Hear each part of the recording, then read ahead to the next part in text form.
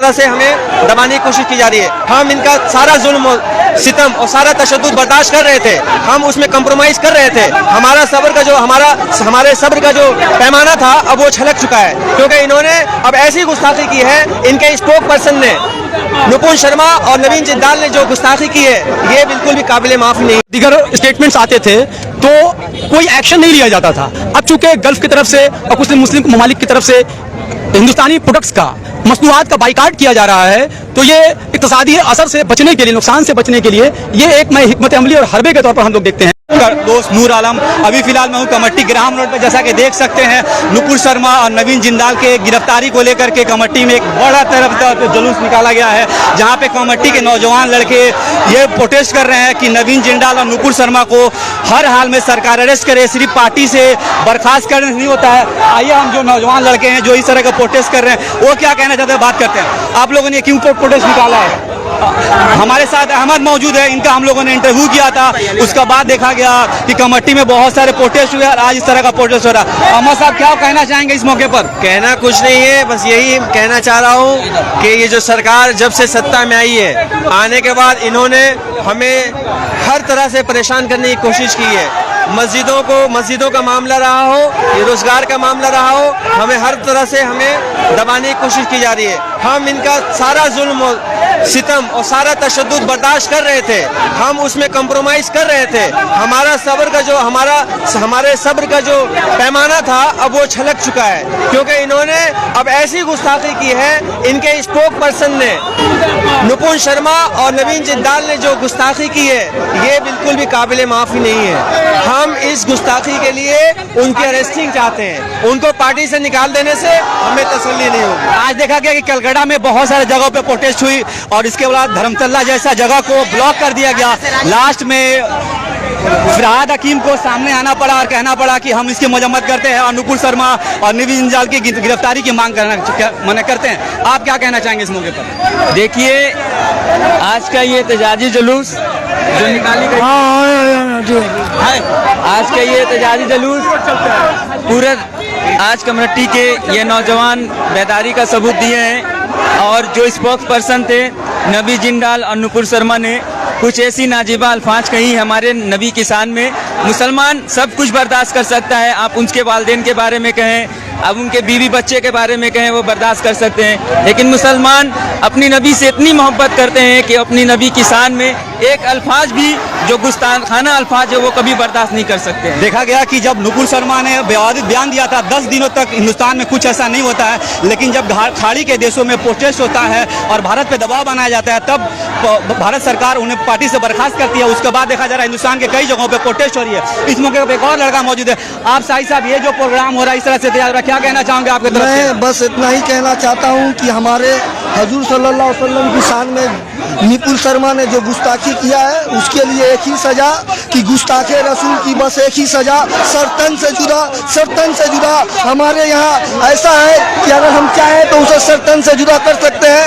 इसलिए आइए हम लोग देखते हैं और भी यहाँ पे कुछ नौजवान हैं। आप लोग का प्रोटेस्ट क्यों हो रहा है?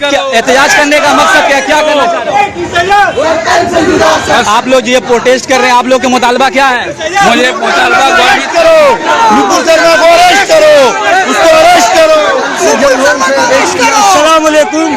हम बोलना चाह रही है कि हम लोग कभी किसी को कुछ बोलते नहीं है, तो हमारे हजूर सल्लल्लाहु अलैहि वसल्लम के खिलाफ में कोई गुस्ताखी ना करे। अगर हम किसी को कोई छेड़ते नहीं है तो फिर वो हमें भी कुछ बोले नहीं। ये हमारे बोलने जैसा कि देख सकते हैं यहाँ पे नौजवान है जो काफी आक्रोश में है और देखा जा रहा है कि ये आक्रोश बढ़ता ही जा रहा है। अब तक बीजेपी पार्टी ने नुपुर शर्मा या नवीन जिंदाल को लेकर के अरेस्टिंग का कोई भी ऐसा मामला नहीं हुआ। इससे पहले भी देखा गया दिल्ली यूनिवर्सिटी के रतन लाल जो प्रोफेसर है, उन्होंने एक बयान दिया था जिसके बाद उसके खिलाफ FIR होती है और बीजेपी सरकार उन्हें अरेस्ट कर लेती है। लेकिन नुपुर शर्मा के अगेंस्ट में कई जगहों पे FIR हुई है, लेकिन अभी भी नुपुर शर्मा को लेकर के पार्टी अरेस्टिंग का मामला को सामने नहीं ला रही है, बल्कि उन्हें Y+ सिक्योरिटी दी गई है। इस मौके पर हम और नौजवान से बात करेंगे जो अपनी बात रखना चाहें।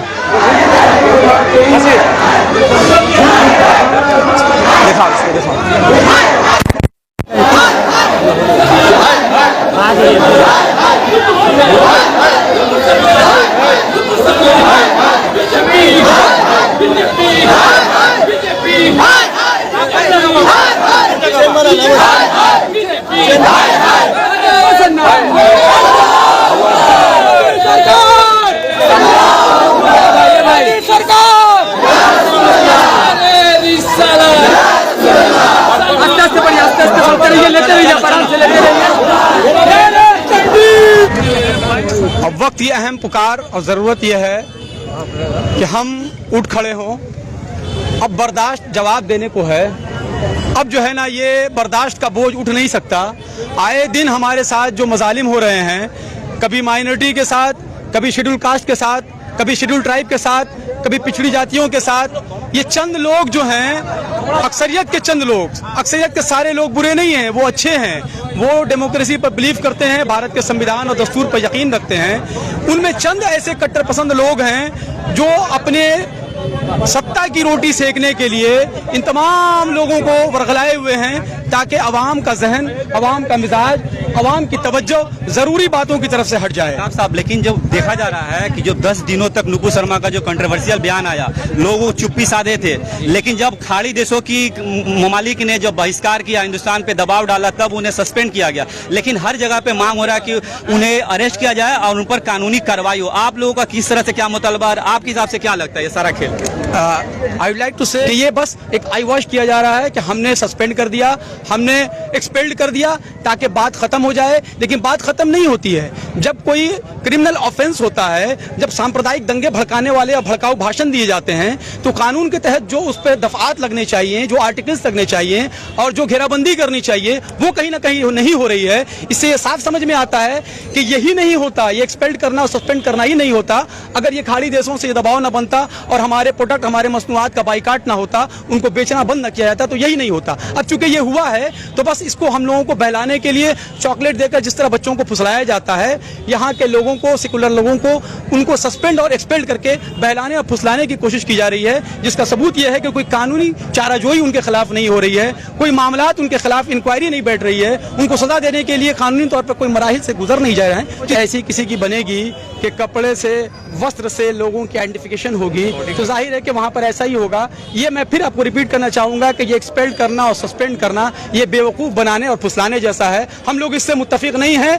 ये जो भी गुस्ताखे रसूल हैं, ये इनको सज़ा मिलनी चाहिए और आइंदा इस तरह का कोई काम दोबारा कोई हिम्मत ना करे। इसके लिए कठोर से कठोर कानून साजी होनी चाहिए। इसके लिए सख्त से सख्त कानून तरमीम के जरिया, अमेंडमेंट के जरिया, हमारा भारतीय संविधान, भीमराव अंबेडकर जी का लिखा हुआ संविधान, इसमें बहुत बार अमेंडमेंट हुआ है। एक बार और अमेंडमेंट के मराहिल से ये हमारा संविधान गुजरे और इसमें वो तब्दीलियां जरूरी की जाएं कि सिर्फ मुसलमानों के खिलाफ नहीं।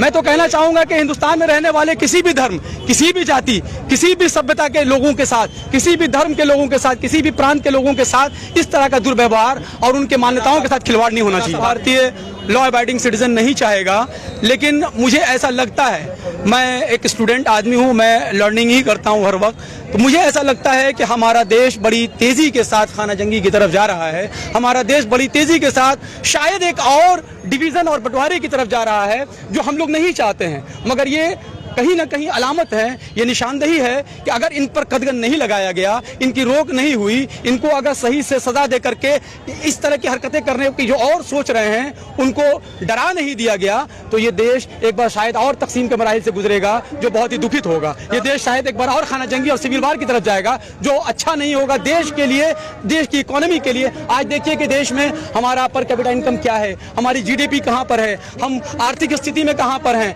हम कहाँ पिछड़े चले जा रहे हैं, हम जमीन में धंसे चले जा रहे हैं। महंगाई इस कदर हो गई है कि आम इंसान इस महंगाई के बोझ से बेचारा धंसता चला जा रहा है।